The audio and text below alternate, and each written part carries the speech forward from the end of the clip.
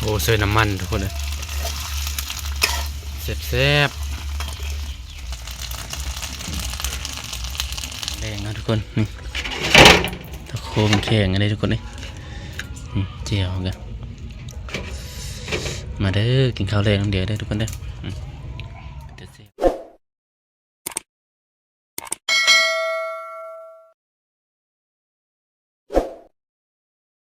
ทักทายสวัสดี FC ทุกท่านที่เข้ามาติดตามนะครับส้มยินดีต้อนรับเข้าสู่ซ่องบ่าวปอนทินผู้ไทยคือเก่าทุกคนวันนี้เอามาหน้าทุกคนหลังจากฝนยาตกทุกคน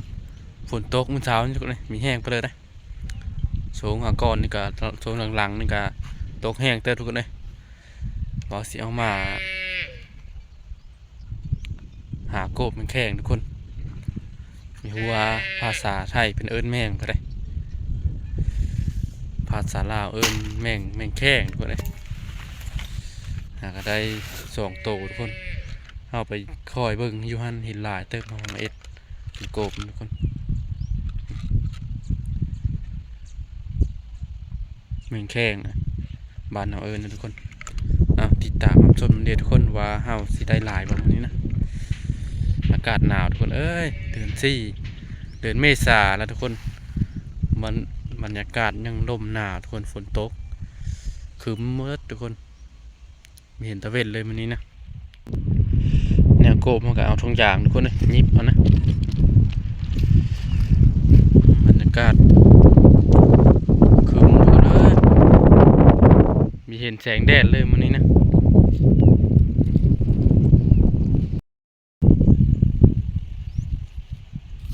ฝนตกห้ามเป็นต้นเอ้ยสาวตาเป็นต้นหวานฝนตกห้ามแล้วบ่อนเฮาสิไปโกบมันก็เป็นกกมะขอทุกคนใบมันป่งไหมเนี่ยบ่อนเฮาสิโกบทุกคนมันมีแดดนี่นะมันหูทุกคนให้แมงแข้งกันเฮาเลยว่าสิมาโกบมะขอทุกคนเดี๋ยวสิหาโกบทุกคนหาโกบแถวต่ำนี่ก่อนน่าจะได้ขึ้นโกบถึงทุกคน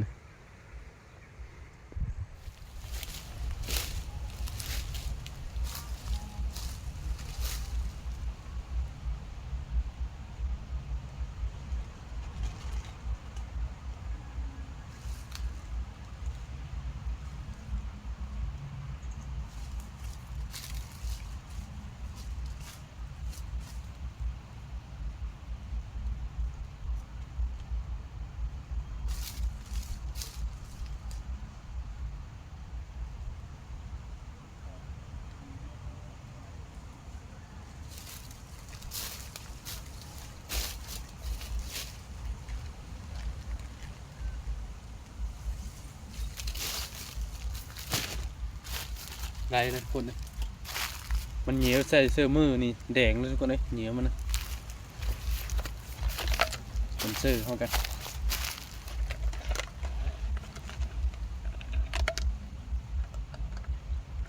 เดี๋ยวจะขึ้นไปโกบทึงก่อนคนละมัน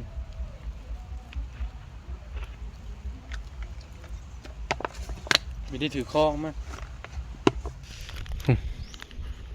ได้แล้วทุกคนตัวหนึ่งนะ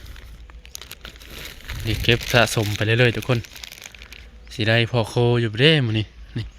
บอลสีขึ้นกบนะกบมาขอใบมันปกไหมทุกคนเลยมันแข็งจู้นะสมัยตอนเป็นบ้าทุกคนเลยตอนยังน้อยนะหากบขายทุกคนเลยเอากบนะจนได้ขายนะโอ้ตัวนี้อยู่คือนี่ทุกคนจับกระแดบอย่างนี้ทุกคนเดี๋ยวจังหน่อยทุกคนจังหน่อยจิตจับหูนั่นทุกคนเลยมันมีแดดในนี้นะหูทุกคนเลยบนโต๊ะเลยพี่มันเป๊ะมันมีเยอะปิ่นไปเลยอาหารชั้นสูงทุกคนเฮ้ย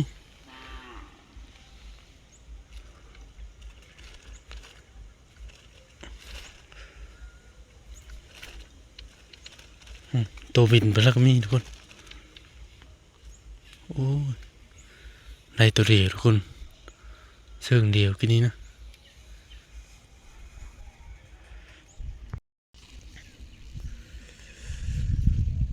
มาเบิ่งรอบนี้สิได้จักโตทุกคน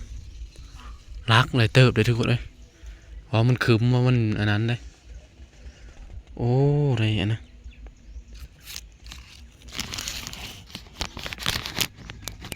5 โตรอบนี้ทุกคนเดี๋ยวเก็บสะสมไปเรื่อย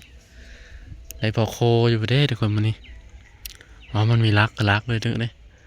ตัวบินไปกันจนหลายนะเอามาขำแบบนี้เลยทุกคนเลยมาเสานี่พอดีนะฝนตกเดี๋ยวเก็บกันทุกคนมันนี้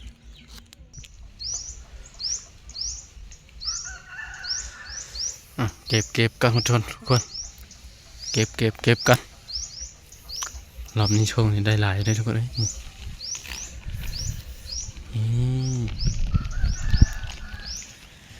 อันโยเลยรอบนี้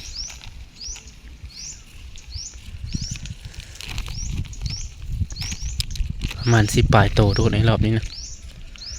นี่กาได้ครึ่งหนึ่งไปครึ่งหนึ่งทุกคนเอากบนะถือว่ารักตัวได้ทุกคนเลยต้องแห้งไม่ได้อีกสำคัญก็คือทุกคนลืมว้าวคือฟังขันมันเหนียวเสื้อนี่ทุกคนมือเท่านี้แดงมืดระวังย้ายมันถือตาทุกคนถือตาเนี่ยอันตรายเลยเหนียวมันนะ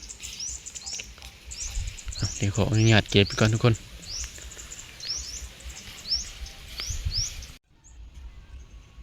บอลเอาขึ้นมาก็สูงตัวเด่นทุกคนได้หลายแล้วทุกคนเก็บอีกกันนี่พอโคยแล้วทุกคนในมื้อนี้นะพอได้โคกินแรงอยู่ทุกคนนี่หลายโตเตอรอบนี้กันทุกคนมีหัวว่ามันไข่หรือบอเลยยามนี้นั่นจะไข่ทุกคนเลยเริ่มไข่เลยนี่บรรยากาศคึมคันมันแดดทั้งเต็กทุกคนเลยรักกันนี้นะดีแต่มันคึมมันก็เลยมีค่อยไปไปเลยมันอยู่เป็นคูอยู่ทุกคนเลย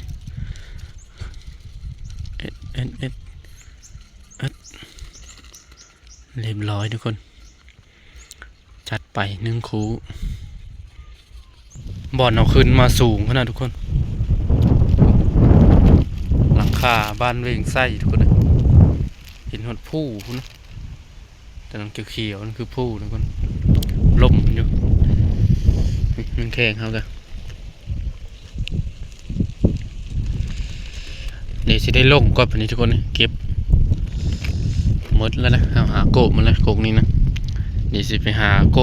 บใหม่อีกทุกคนเลยหมากกนี่มีเห็นทุกคนเลยมือคอนเจอก็มีเห็นมันบินลงเลยน่าจะได้เลาะมือทุกคนเลยวันนี้นะบรรยากาศกันหนาวทุกคนเลยค่ำนะเดี๋ยวจะได้มือหานั้นโคกินแรงทุกคนเลยเป็นแข่งนี่กัน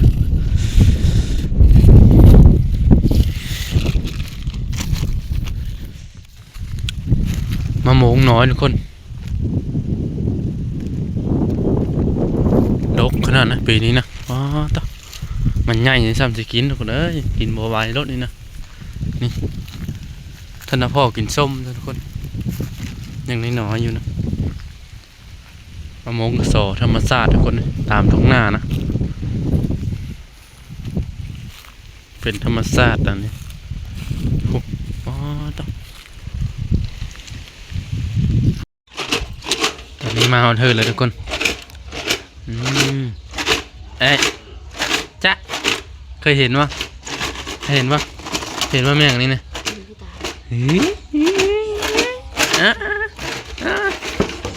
ขี้มองดูนะแกมเป็นอะไรกันขี้ดื้อกับมองล่ะนี่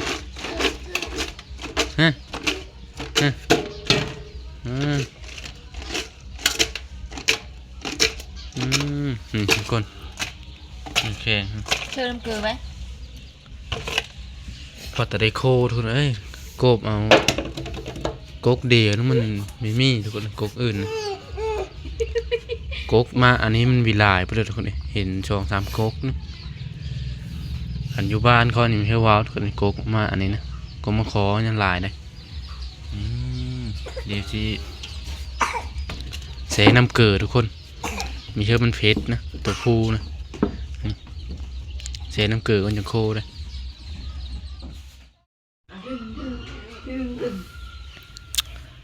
เสน้ำเกลือแล้วทุกคน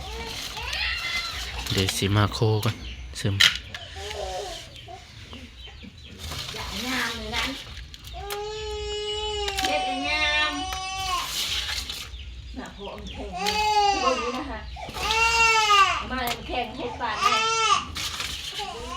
กระโดดเกิดเป็นโง่กันทุกคน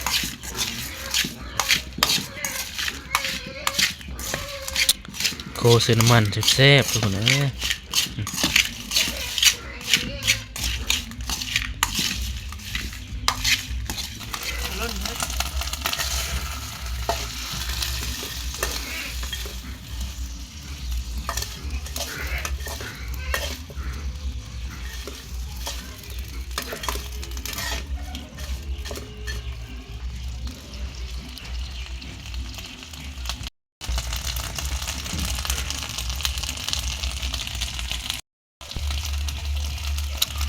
โอ้เซน้ำมันทุกคนเลยแซ่บ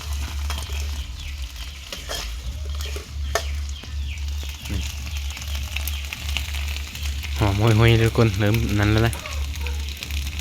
เริ่มที่สุกเลยทุกคนตัวแม่ไข่ก็มีว้าเริ่มที่สุกเลยทุกคน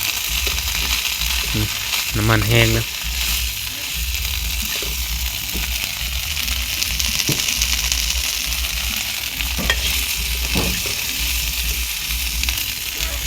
ครั้งแรกของปีทุกคนเลยที่ไปหาโกบนะได้กินนะ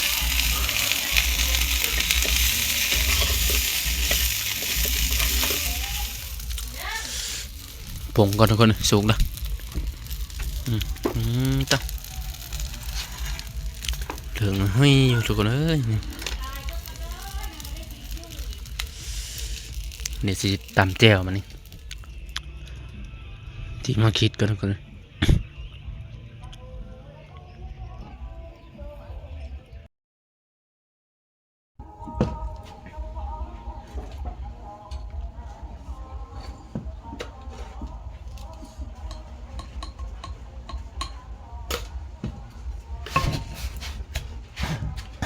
ตำแจ่วกันทุกคนนะ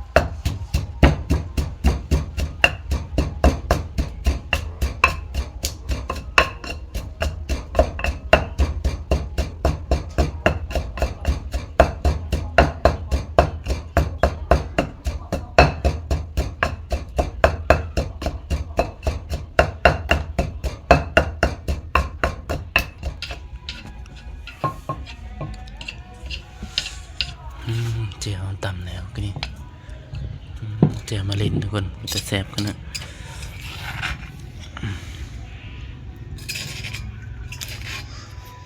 สาวปานตามันก็นอนรับนะ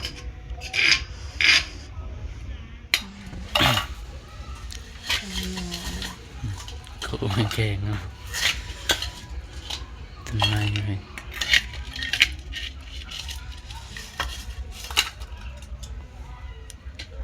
เรียกกามอนบอกมันถ้าเป็นดีก็ต้อง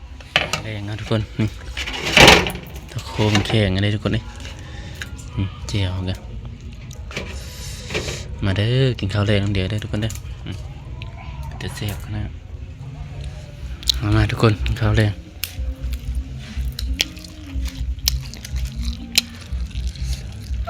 คือหาไม่เยอะทนไปกับเฮามันน้อยเวลาให้เพิ่นบ่หงให้เพิ่นไปแล้วก็เพิ่นบ่หงหั่นคำคุยแล้วก็มาเพิ่นถึงตาหั่นปลูกแล้วเพิ่นกินก็เพิ่นนะ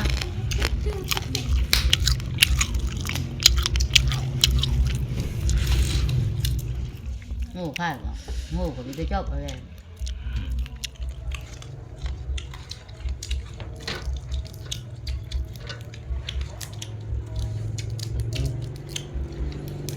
พลาดจะเตะอีกแล้วเป็น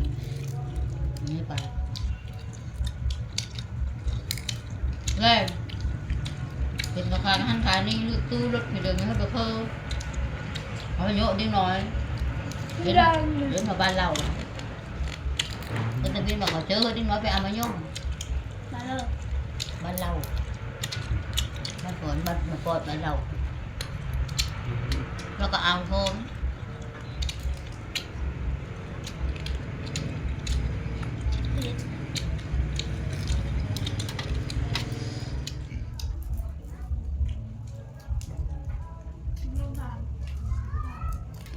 นั่งหัวหัวเนาะเอาเล่นไปเบิ่งเนาะเบิ่งเนาะกินดิ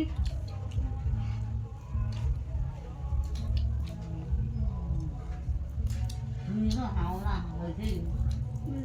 ได้ไหมเอาตัวหูมาให้หนูตัวหู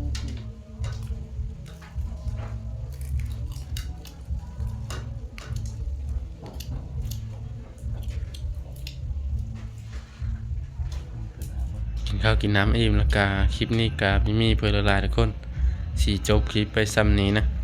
ขอบใจที่ติดตามครับส้มเต็ดต้นจนจบคลิปหน้าพบกันใหม่ทุกคนสวัสดี